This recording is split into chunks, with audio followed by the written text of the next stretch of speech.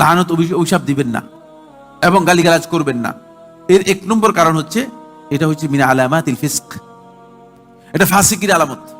রাসূলুল্লাহ সাল্লাল্লাহু আলাইহি ওয়াসাল্লাম মধ্যে বলেছেন সিবাবুল মুসলিমি ফুসুকুন, মুসলিম ব্যক্তিকে গালিগালাজ করা ফাসিকি, ওয়া কিতালুহু কুফরুন, আর তার সাথে লড়াই করা এটা কুফরি, ওয়া লা'নুল মুমিনি, আর মুমিনকে লানত করা, মুমিনকে অভিশাপ দেয়া কাকাতলিহি, তাকে হত্যা করার সমান।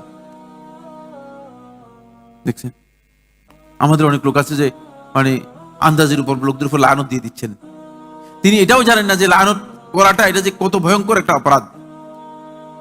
ফলে ইমানদার ব্যক্তি কোন অবস্থাতেই কোনদিন সে লানতকারী হবে না, কারো প্রতি কটূক্তিকারী হবে না, অশ্লীল ভাষী হবে না এবং নোংরা কথাবার্তা নিজের মুখের মধ্যে আনবে না, কারণ এটা ঈমান, আহলুল ঈমানের আখলাক নয়।